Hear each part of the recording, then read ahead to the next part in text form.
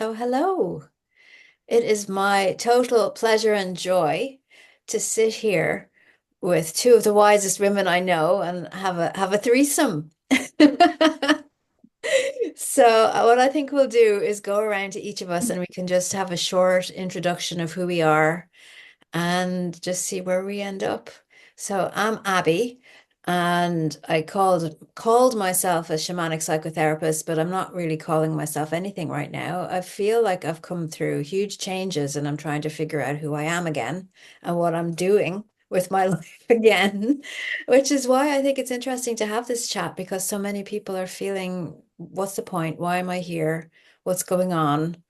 And who am I? And what is this place that we live in? So that's me. Who wants to go next? Well, I'm Sara Mondiani, and I write and talk about the paranormal and all things unexplained. And my background's in exploring the strange. And I run a YouTube channel called Wuthering Nights, where I share stories about the paranormal, history, and folklore in kind of a way that's relatable and a bit more thought-provoking than the usual, but not too serious, doesn't take itself too serious. And I also host Hocus Focus, where I take a deeper look at the uncanny and the weird and how it connects to everyday life. On top of that, I've written a book about these topics with Thomas Sheridan, looking at how the mysterious isn't just something dramatic and big and Hollywood style, how it's often more, it's right there in the small moments if you know how to look for it. And I just like finding connections between the old beliefs and the modern world. That's fantastic. And Elona. My name's Elona, and I work as a homeopath. I read tarot. I'm an astrologer. I do lots of different weird and wonderful things within my way of weird, shall we say. I'm also an author. I have a podcast called The Arcane Mystic, where we look at health and different things about day-to-day life and coming back to the center and reconnection. And I work with some really great people. I've spoken with Sarah on there, due to have Abby. It's been great, and yeah, I'm enjoying life at the moment. So yeah, that's where we're at. That's great. I think it's interesting that the three of us have an appreciation of the multi-dimensionality of the world that we're living in. And when I approached you to say, let's have a chat, what came up for the three of us was grounding.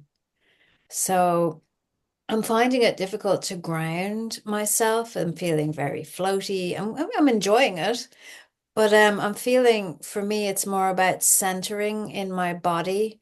The food I'm eating, I've upgraded the amount of exercise that I'm doing and getting stronger.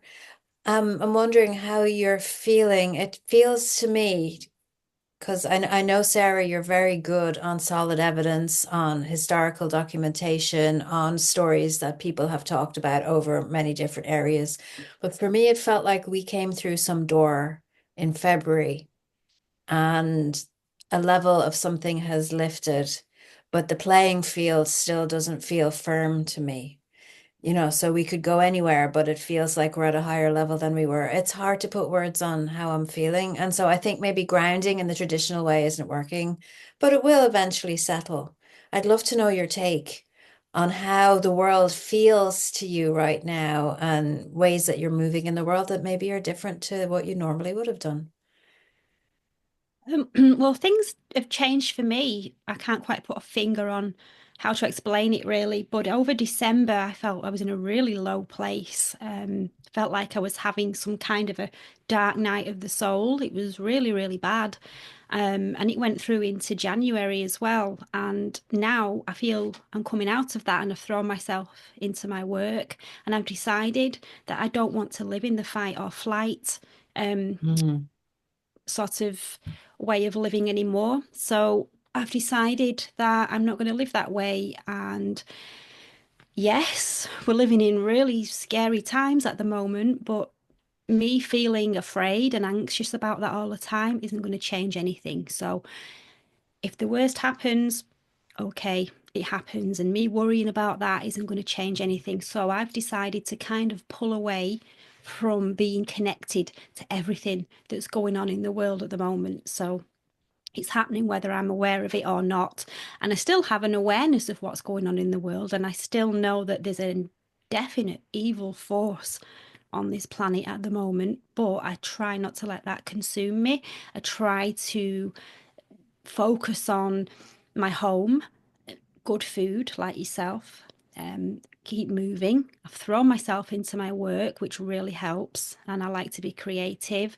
And I just like to appreciate the little things in life in my world rather than the world as a large body.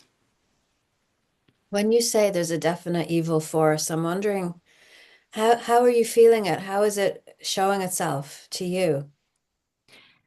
Um, Ominous feelings, and just taking a look at the last, well, we used to say the last 3 years, then we said the last 4 years, and now we're at the last 5 years since 2020 when it kind of shown itself, and it just feels heavy, and there's a darkness around it. And so I don't watch the news. I don't have anything to do with, I mean, I have my own private views on politics and things, but I don't um go around shouting about those or letting it consume me. But there is a darkness. It just feels dark and heavy, like it's in the background and it's kind of behind the puppets on the stage. Mm, interesting. How about you, Elona? I've been doing a lot of ancestral work, a lot of ancestral reconnection. I don't really watch TV, not my vibe. I haven't been on there for ages, and I stay in creativity. I also have a younger child that needs a lot of time, so teaching, working. I train, I do Muay Thai, I do a lot of exercise. I also have a clinic that I run, taking on homeopathic patients and working with them, and working with homeoastrology is what I'll call it. And that's given me like a real big view of the world when you look at somebody's astrological charts in conjunction with what's going on within their body and doing scans and stuff. And it's given me a kind of broader view of the world. And with the ancestral stuff, I've got different genetics within me. But what I'm noticing is the more that I plug into my ancestral lineage, there is a darkness here, and I feel that this is a 2000, if not older, year old darkness that's been here for a very, very long time.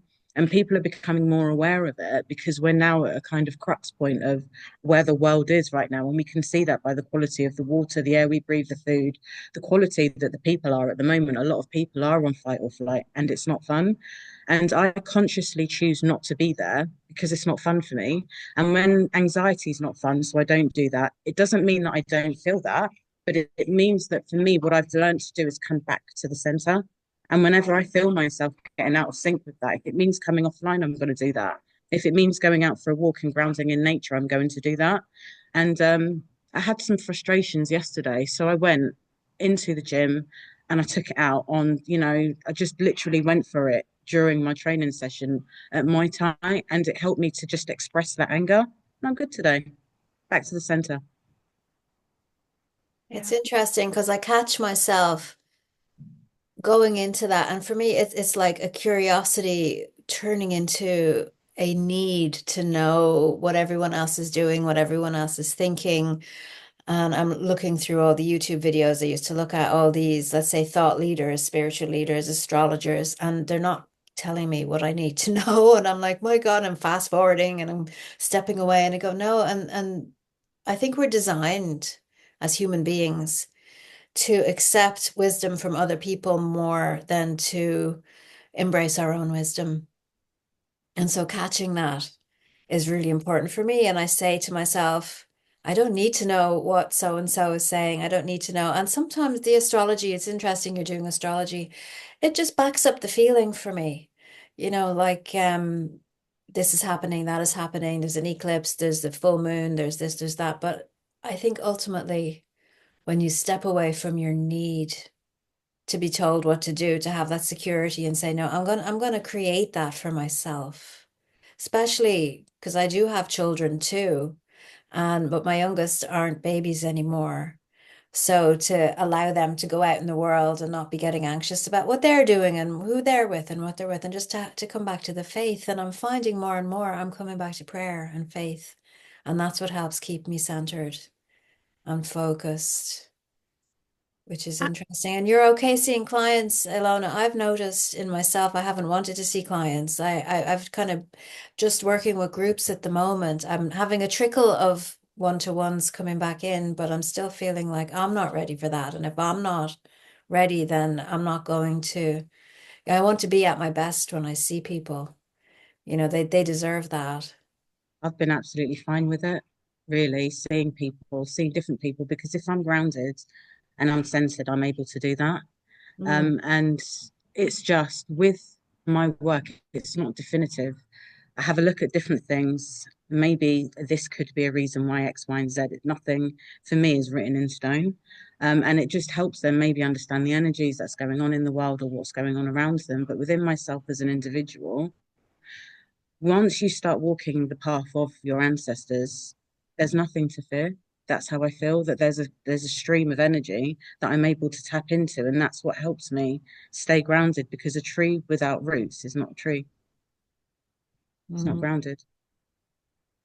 That's what I love about your work, Sarah, is that you come up with all the different possibilities of what something might be without needing to know the exact answer and being okay with not having the answer. I mean, how do you manage that? well, I'm not about debunking and trying to prove it's this or it's that. I'm more about the curiosity and being open to all possibilities of what it could be. Because when you think about it, most of the Fortean mysteries and the unexplained mysteries, none of us have the answer. We all have opinions. None of us really know the answer to the great questions in life. And I think that we're not supposed to know the answers to everything. And if we did, then how colourless would the world be? Would all just go back to black and white. We'd know the answer to everything. And I don't want to know the answer to everything. I like a bit of mystery and I like to research and read about things that don't have a definitive answer. So I can form my own opinion about what it might be. And I can say, well, I don't know what it is, I don't know what the answer is, but I know what it might be. And I can just throw some ideas and juggle those and sit with whatever feels right. I don't feel the need to have to know, and I don't feel the need to have to be right on everything, on every subject. I'm quite happy just to go through life learning and being okay that, learning that I don't know everything and I don't need to know everything. Yeah, that was something that came up for me also because I've always been be with the not knowing, be with the feeling of it, just be in the present moment with yourself and with everything that's going on for you. And I think a lot of people are like, no, I need to know, I need to know, I want to know the answers now. And that's so disempowering because, it is an opinion and it is what we feel like, and it can all change tomorrow. It's like I have these dreams where I come out of them and I go, it's like the chemistry of the dream is different to anything that I've ever experienced. Like the physics is changing, the rules are all changing. So even if we do think we know, it could have been from another paradigm. It's the possibilities are endless. Really, really, Do yeah. you know, most people think of grounding as something practical, like walking barefoot or deep breathing and eating well. And those things absolutely work. And I do them myself. But for me as well, grounding can come from, wonderment or curiosity and just the little moments that make you stop and go, that was weird, or oh, a synchronicity. And the unexplained can be really grounding because it pulls you into the present moment and it shakes you out of autopilot and Mm. fight or flight because it makes you notice things. You might be stood under a street lamp and it might flicker and you notice that and you think, what caused that? Did I cause that? Is it my energy? Is it the bulb going? You might pass a walk in the forest, or you might open your window and suddenly the birds stop singing and it becomes very quiet, and then the energy changes and you notice that. And before you know it, you've got all these ideas and thoughts and feelings, and you're focused in the moment towards what's just changed that's made you focus on that one particular thing. And I think that can be just as grounding as walking barefoot or baking bread or getting out in the garden, because yes, you're using all your senses, but it's using all your senses that keeps you firmly in the body and out of the head. Doing things as well that are creatively. I find that, you know, just even with your painting behind you, Sarah, is really awesome. And like you said before we came on the chat, you've lost most of the day, but that was most of the day with you just simply being present. And that for me is really grounding, is doing things that make you feel, you know, happy and just aware of self in a way, or maybe not, you know, just being rather than doing. And Yes, sometimes when you are in that creative space, even though you're doing, sometimes it doesn't feel that way because you're being in the doing. Mm, I like that. Being in the doing. I like that. being in the doing. Yeah. Yeah.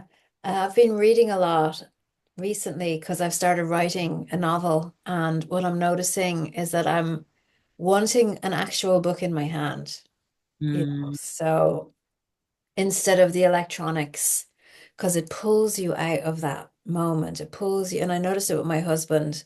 He can sit there and just look at shorts, and he's looking and he's looking. So before you know it, I wanted to see him. He has a mushroom. He's growing mushrooms in the shed, and go in there and see him, and he's there on his phone. And I said, "Oh, I just looked at one thing," and then it's an hour later and 2 hours later. And for me, it's like everything's designed to pull you out of being in the mm. moment, and you really have to be on your toes. You have to catch it, but you have to set the inner trajectory to want that and then catch it all the time. And I love what you said, Sarah, about something out of the ordinary that pulls you out of your autopilot, I suppose, if that's what you call it. Yes. Yeah. Because everybody's so focused on rushing around and getting things done and getting from one thing to the next and then jumping on to the next thing. And lots of people, they don't notice how they're feeling or what's going on around them. And that actually leads into sensuality because people don't sense how things feel around them. But when you slow down and you tune into your surroundings, and you don't have to go to a megalith or a stone circle, it could be over a warm cup of tea in your hands. You could make a ritual of that. You make a cup of tea or a cup of coffee and you hold that mug in your hand and you put your hands around it and you feel that warmth just envelope you, and you use that to bring yourself back to center. It's like a warm hug in a mug. Yeah. And having an appreciation, I think, of the consciousness that flows through everything else. Because yeah, it's life. It's like you have to do this, you have to do that. You don't have time for anything. You have to make the time. It's Yes. really important to make the time. Sometimes when people don't slow down, the time is made for them. Because I've found that a lot of people coming through the clinics at the moment, and in those moments of stillness, they don't know how to be still because they haven't been still for years. And they start panicking because they feel like they need to do something.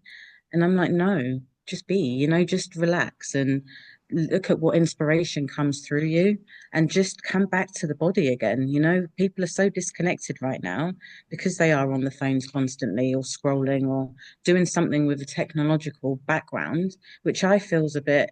It's nice. It's nice to have that connection, but there's also a bit of a darkness with that that you don't feel when you're out in nature or that you don't feel when you have a cup of tea in your hands and you're just sitting and feeling centered, you know. So I've just been saying to people that it's okay to sit still, and it's just a reminder that you can do that for yourself. You don't need to go anywhere to do that or pay anybody to do that for you.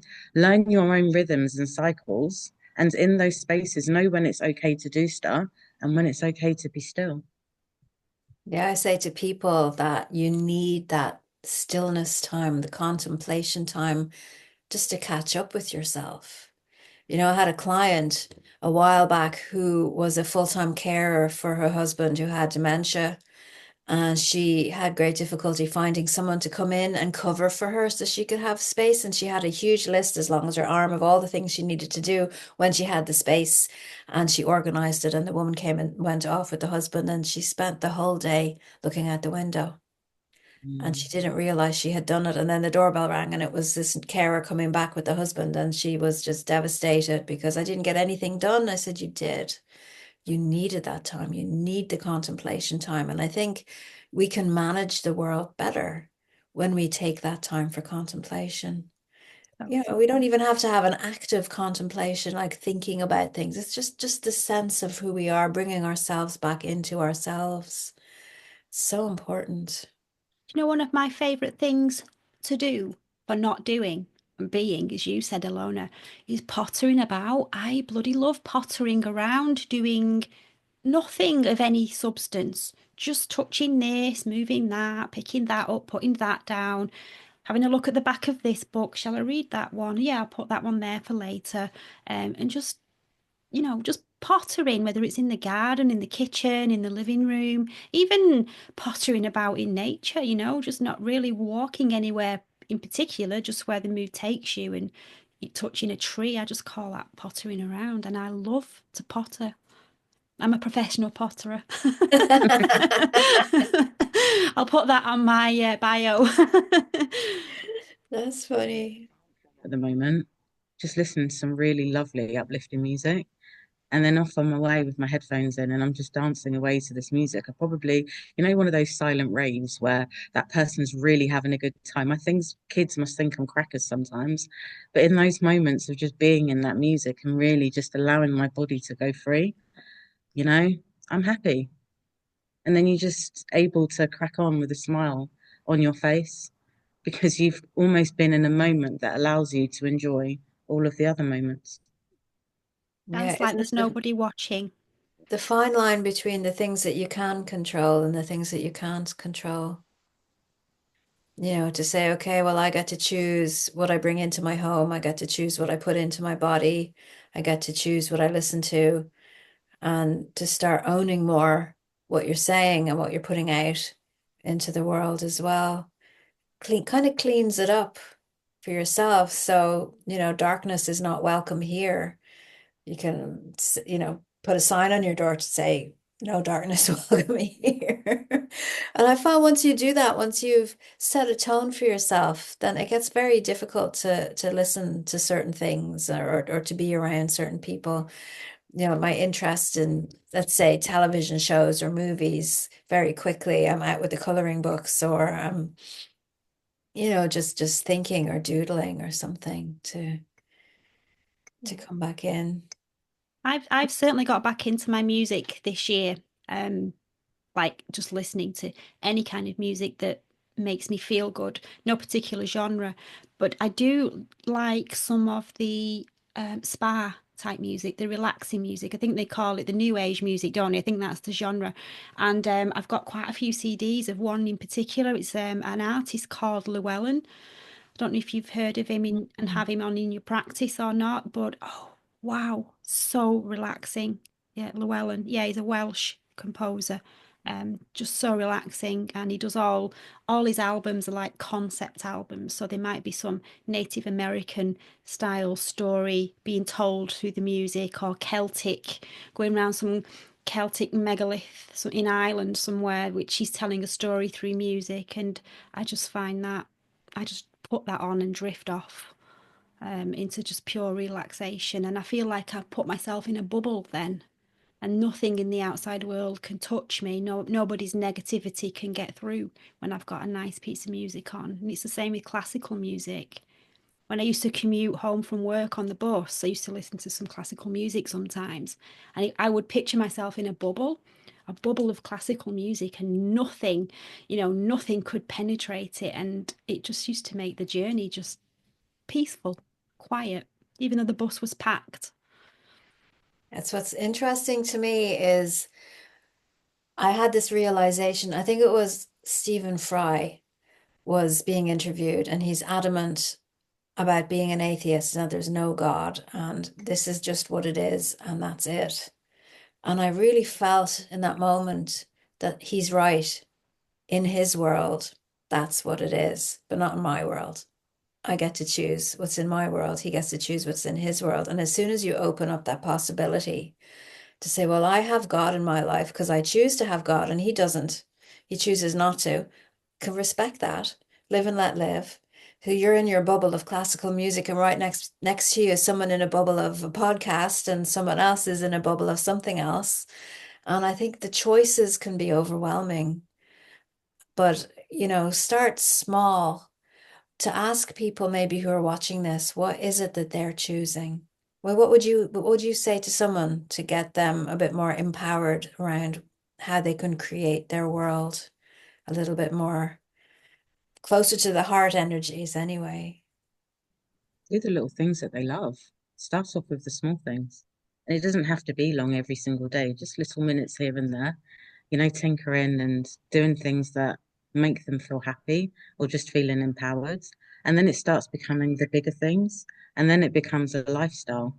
It's everything for me is all in the small things. Now, what Yeah. do you say about the guilt that people usually feel guilty? I can't be enjoying myself when dot dot dot. Well, I mean, okay, so you don't enjoy yourself because of X, Y, and Z. So you not enjoying yourself, does that make X, Y, and Z go away? Does that change anything? Mm. Or does it just make you more miserable?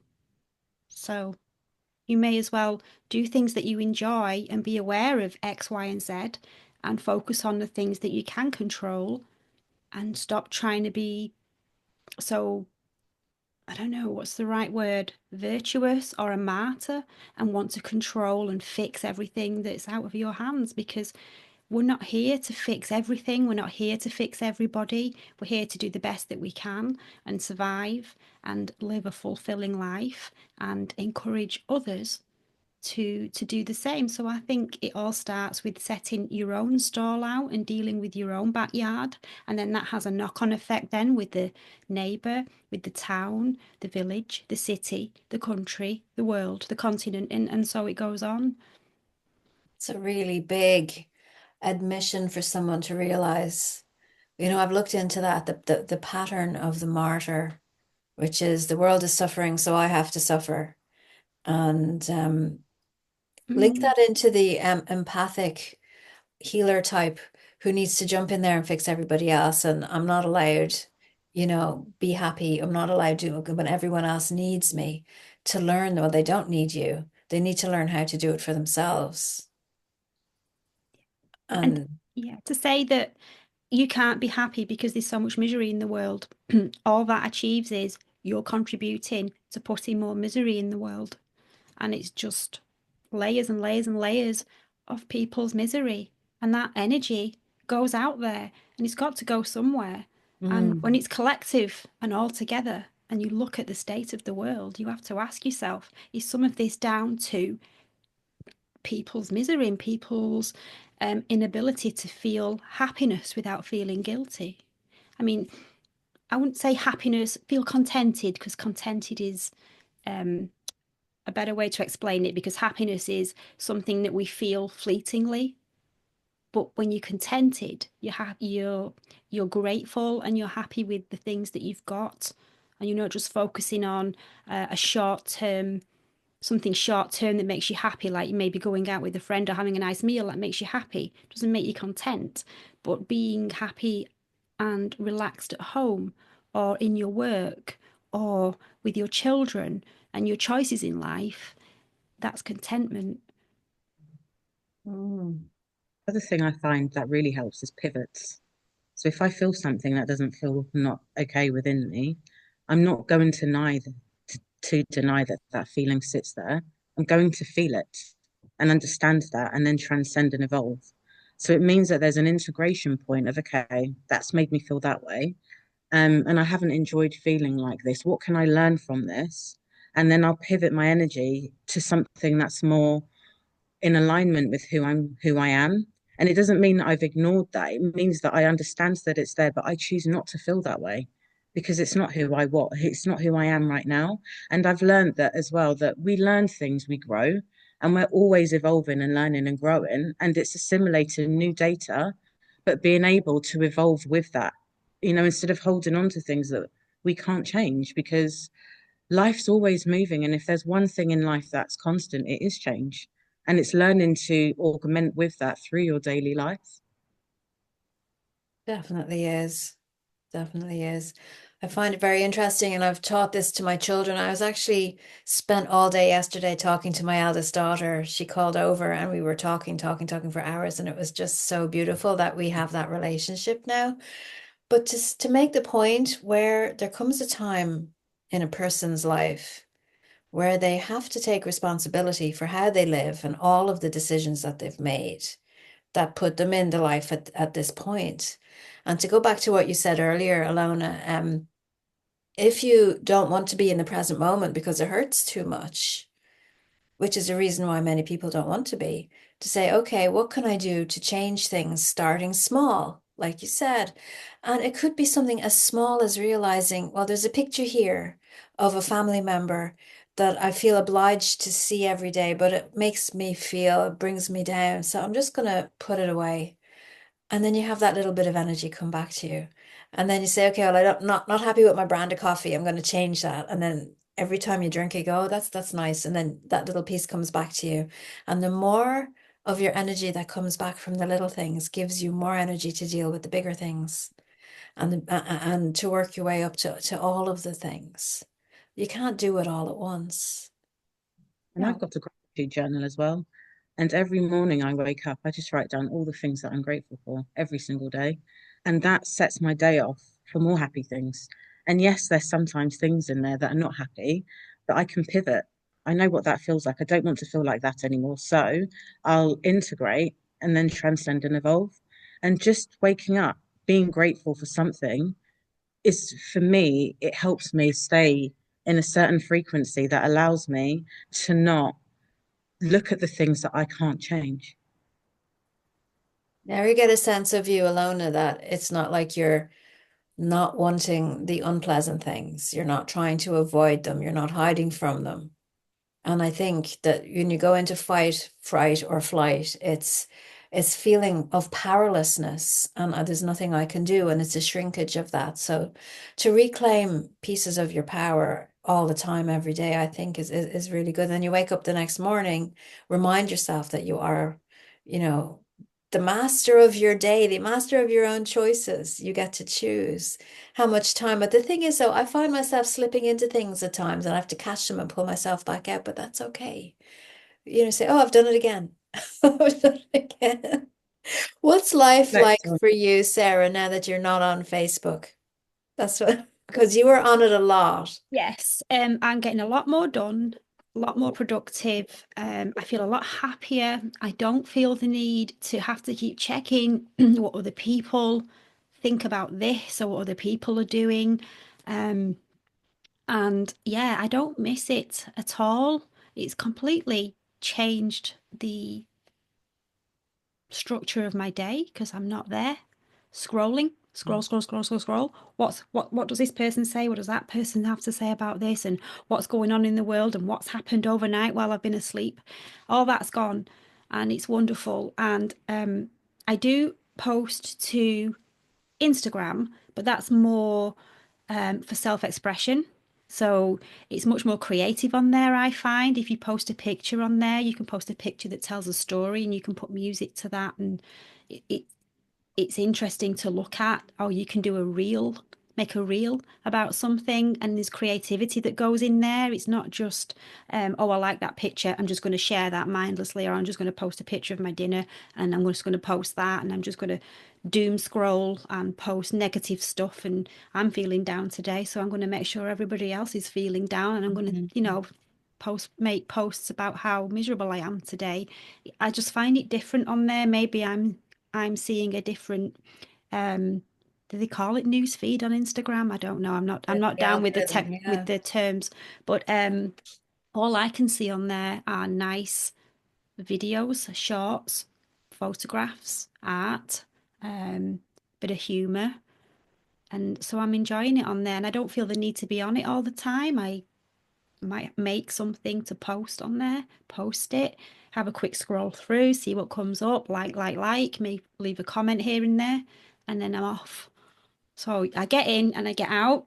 And I like that. But with Facebook, it was weird. It was like it dragged you in, it pulled you in and you couldn't get off. It was I don't know if that was on me or whether that's the way that the site is designed. I don't know. Maybe it's 50-50, but I didn't like that anymore. I didn't like the way it was making me feel. I didn't like it was eating my time that I would never get back, and it was non-productive. It was so I thought, right, like Elona said, I pivoted. It's like I don't like this feeling. I don't want to be here anymore. So I'm going to do something to change it. So I did. And yeah, it was one of the best decisions I've ever made for my own work and productivity. And the house is a lot cleaner. And yeah, I can go for walks with my dad and I'm not thinking, oh, I need to check my news feed. All gone. It just went and it's liberating. That's interesting. How are you interacting with social media at the moment, Alona? How are you finding it? I'm on and off. I'm too busy to be on there all the time and to be putting all my energy into one thing. So, when you've got a 12-year-old that's full of energy, that's got more clubs than anything in the world. I'm out and about, we're in nature with homemade mums, other homemade kids. So I'll pop onto Facebook and have a look at what's going on, but I don't stay there because I've got other things that I need to do. And I've learned how to manage my energy enough to know when I'm doing scrolling and when it's not productive for me, and when I'm looking at things that are just not uplifting. And I try and have a balance of the light and the dark because we're living in, a dual system at the moment, but it's not the be all and the end all for me. And I read a lot of books as well. So I like my consciousness and my energy assimilating data that's actually, conducive to who I am and where I'm going with things rather than being on socials all the time. And people tell me all the time, oh, you should be on TikTok. No, thank you. I have no time for that. I haven't got any time to be thinking about Snapchat, or there's just too many things going on at once. And my phone's always going off anyway. So, and that's with work stuff. So to sit and just, I just can't do it. And there's moments that I have moments where I am on there and I'm looking at stuff for maybe a bit longer than other times, but my diary's full. So I don't have the time. I think social media, in particular Facebook, is like the old junk mail that used to come through the door in the old days. Do you remember? And if you weren't careful, it used to pile up and pile up and pile up. And in the end, you just think, I'm bloody sick of this, and you get rid of it, or you take steps to reduce it, like what Alona's done. But yeah, I do think it is the junk mail of the social media sphere, Facebook in particular. I prefer creative posts and things like that, and just a quick mindful jump on and scroll through rather than obsessive. Much better, much healthier. Yeah. Absolutely. What I'm finding really interesting is that it kind of reflects your mood back to you. What comes up in the feed, I don't think it matters which platform you're on. So mindfully being in the moment and saying, okay, I'm interested in crochet and I love going on to Instagram to get inspiration, different crochet. There's lots of designers on there do some really incredible things. Some of them have patterns available, and to just just richness and colors and possibilities is really nice. But I do get enjoyment from Facebook as well. I'm in a couple of groups at the moment that there's very supportive people are helping each other, and so to dip into the group and then come back out again is really is really good to do. But so there, I mean, I think it's when you look at the old pictures of people standing at the bus looking at the newspapers, we're very interested in what's going on in the world, but for us to control where we go, what we're looking at, how long we look at it, coming out from it again is making us, it's life mastery. It really is. It's mastering your life, mastering your time, mastering your day. And I think for us anyway, this part of the world where the days are getting longer now, we're coming into equinox and you can see all the flowers starting to bloom, that we all get a bit of energy back. That rather than just letting it, be pulled away or being pulled into things, it's good for people to say, okay, I'm going to shut everything down and I'm going to take some time to think about, well, where would I like to put some energy in? That I said to somebody earlier today, 18 months is going to pass by anyway. So what would you like to do with that time? Take a course, do some new learning, you know, something that you've always wanted to do. Now's the time to do it. When else are you going to do it? Yeah, yeah. I'm feeling much more re-energized. I'm feeling the spring vibe now. Um, and I like this time of year from March. January, February can be a little bit, because you've got the hibernation of winter, you've got all those cobwebs to brush off, and it can take a while. Like yourself, you said you weren't feeling up to seeing clients, Abby, at the moment, and I think that's just the remnants of a very long, cold, dark winter. And once Mm. you brush those cobwebs off, and a bit more sun and a few more lighter evenings, you probably find that feeling goes away, and you'll be ready to take it on. But we do absorb the energy that's given out around the area where we're living, and there's a lot of anger in Ireland at the moment. So I'm in Dublin.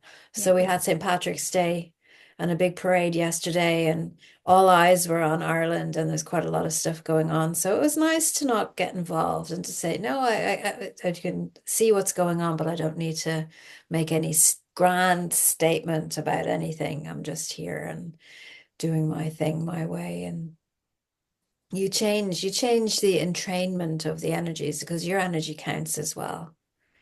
You know, your energy goes out there and it does count too. So this is where I'm coming from now is to allow ourselves to laugh, to bring that joy in, because then that is what people will connect into and then they can have more of that. Yeah, laughter and humor is really, really important and also very grounding as well.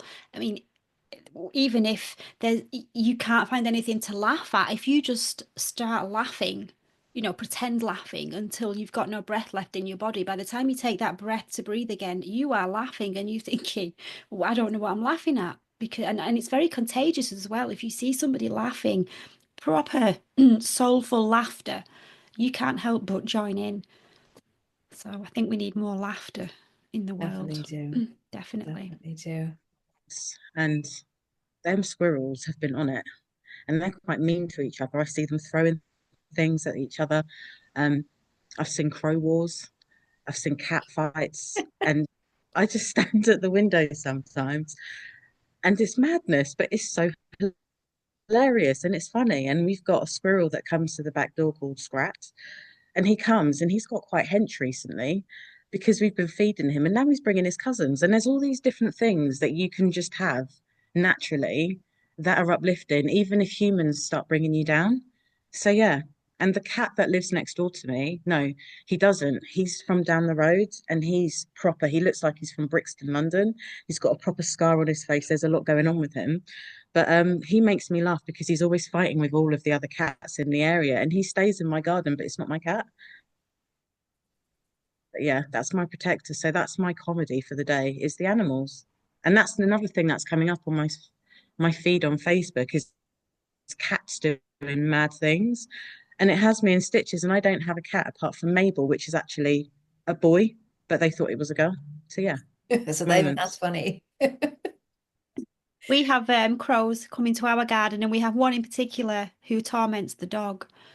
And he will sit on top of the conservatory looking down at the dog, literally taunting him, and the dog will run up the back of the garden, ready to ready to go for this crow. And he knows he can't, so he stops mid the dog looking at it like just paws up like that. And the crow's like, haha, what are you going to do about it? And the arguments they have, the dog and the crow, and it's so funny. So funny. Poor crow. But not poor crow really, because it's got the upper hand and it knows. Very funny. So all in all, it seems that Back to we're center. very hopeful, I think, for the next year anyway. It feels like we have to just get through this year and next year's like to just get through next year. We just get through, but let's not just get through anymore. Let's live our lives while we're here, the difference between surviving and living. You know, I'd like to hear of people thriving now, you know, creating new things. I've stepped up and created a practitioner course where I'm going to teach people how to become therapists and see clients and support them to see more people than I ever could. And I think, there's so much opportunity that you can create for yourself now if you put your energy in. What are you guys working on at the moment? As we wrap this up, it'll be interesting to see what we're all planning, what we're all doing for the next few months anyway. Shall I go? Well, I'm we're focusing on building up my channel. So I've got lots of things coming out there. The problem with that is it takes time. And I'm also writing a follow-up to the Hocus Focus Ooh, book that I great. wrote with Thomas, doing this one solo. I've also got a public speaking gig, my first one at the end of October. So I'm preparing that now. So I'm working on that and practicing that and, getting that in my brain so that I can do that. So that's something else. So it's all just seems to be writing, writing, writing, or filming, or looking for photographs and creative things outside to film that I can use to put together for my channel. Um, I've got a new episode, an extra episode of Hocus Focus going out this Sunday, so that's taken up quite a bit of time, which I've put out to say thanks to people for supporting. So I put an extra one out there because it's a 5 week month. So I thought, okay, let's see if I can manage two in a month, and it was a bit of a challenge, but it's going out. So I'm just busy trying to build my content creation, if you like, and build up my author profile because I'm Mm. literally working from the ground up. So, Well, I'm really excited for your book. I love the last book you do, and I love your shows. We're going to put everybody's links below the video so everybody can go and join everyone's channel and support everyone. That's really good. That's good. How about you, Elona? You have a podcast too, don't you? Um, the Arcane Mystics. So yeah, we talk about lots of different things from health to day-to-day stuff and ancestral work and just different bits and bobs for people that are searching. It's more for the seeker because no one can tell you your journey or who you are, where you're supposed to be going. You can have all the tools and the wares in the world, but ultimately the journey's down to the individual. And I'm also starting to write another book. I've had some ideas, and I want to really, really lost, and I want to have a look at that kind of area, looking at ancestral stuff. So I'm Mm. going to do a follow up to the book that I've already written. I'm doing Magical Egypt, so I'll be doing a course on that in 10 days, I think that is. So better crack on with that one. But I've got that coming up, which I'm quite excited about. I'm doing a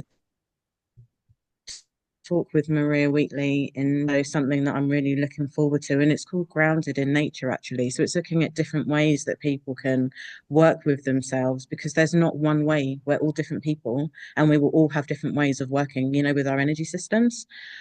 And just working more on building up my channel and working on the clinic side of things as well, because I'm just having so much fun with that at the moment because every time I do something with that, it expands into more awareness and more knowledge and stuff. So I'm quite cool as well. Go to some weird and Incredible. wonderful places this year. So those are my plans.